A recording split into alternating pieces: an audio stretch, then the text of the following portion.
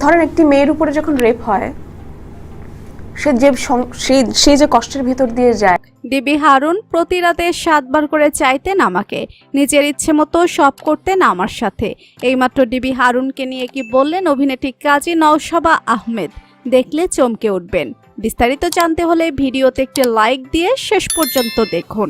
সুপ্রিয় দর্শক, নিরাপদ সড়কের দাবিতে 2018 সালে সড়কে নেমেছিল বিভিন্ন শিক্ষা প্রতিষ্ঠানের শিক্ষার্থীরা।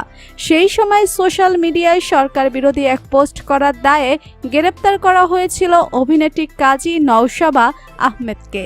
গ্রেপ্তারের পর 4 দিনের রিমান্ডে নেওয়া হয়েছিল তাকে। সেখান থেকে কারাগারে প্রেরণ করা হয় এই অভিনেত্রীকে। 2018 সালের 21 আগস্ট 5,000 টাকা মুচলেকায় সিএমএম আদালতে জামিনে মুক্তি পান নওশাবা। সেই সময় নওশাবার গ্রেপ্তার ও তার সঙ্গে ঘটে যাওয়া ঘটনাগুলো বেশ চর্চিত ছিল। এরপর দীর্ঘদিন অভিনয়ও দেখা মেলে না নওশাবার। কোথায় ছিলেন, কিভাবে কেটেছে এই সময়গুলো, গ্রেপ্তারের আগে পরে কি হয়েছে, সেসব নিয়েই সম্প্রতি এক সাক্ষাৎকারে কথা বলেছেন তিনি। এ সময় নওশাবা জানিয়েছেন গ্রেপ্তারের পর কতটা দুর্বিষহ সময় পার হয়েছে তার জীবনে। গত 6 বছরে 20 বার বাসা বদলেছেন এই অভিনেত্রী। কোথাও বেশি দিন নিরাপদে থাকতে পারতেন না বলে একটি পডকাস্টে জানিয়েছেন নওশাবা। নওশাবা বলেন, ফেসবুকে সেই স্ট্যাটাস দেওয়ার পরে মাত্র 13 মিনিটে সবকিছু হ্যাক করা হয়েছিল। এর কিছুক্ষণ পরেই গ্রেপ্তার করা হয় তাকে। বিগত 6 বছরে কোথাও বেশি দিন থাকতে পারেননি নওশাবা। প্রচারের অপেক্ষায় থাকা সেই পডকাস্ট শো এর একটি ছবি পোস্ট করেছেন তানভীর তারেক। সেটা উল্লেখ করে তানভীর তারেক লেখেন, 2018 সালে প্রথম রুলিং পার্টির অন্যায়ের বিরুদ্ধে প্রতিবাদকারী শিল্পী হলেন অভিনেত্রী কাজী নওশাবা আহমেদ।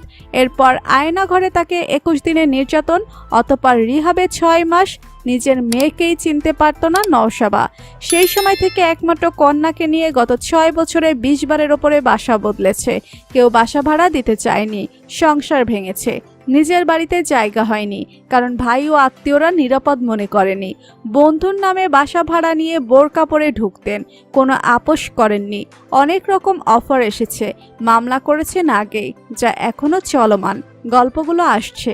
নওশাবার বিরুদ্ধে দায়ের করা মামলার অভিযোগে বলা হয়, নওশাবা নিজের ফেসবুক আইডি থেকে লাইভ ভিডিও সম্প্রচার করে বলেন, আমি কাজী নওশাবা আহমেদ আপনাদেরকে জানাতে চাই, একটু আগে জিগাতলায় আমাদের এই ছোট ভাইদেরকে একজনের চোখ তুলে ফেলা হয়েছে এবং 2 জনকে মেরে ফেলা হয়েছে।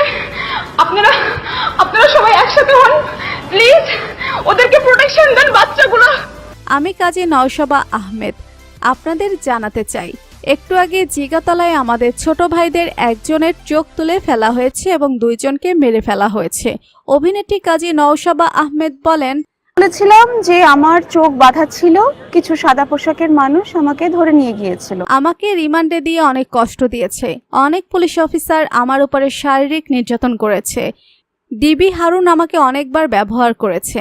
নিজের ইচ্ছে মতো আমার সাথে সব করেছে। অভিনেত্রী আরও বলেন, ডিবি হারুন অনেক খারাপ চরিত্রের মানুষ। ও আমার সাথে এক রাতে 7 বার করেছে।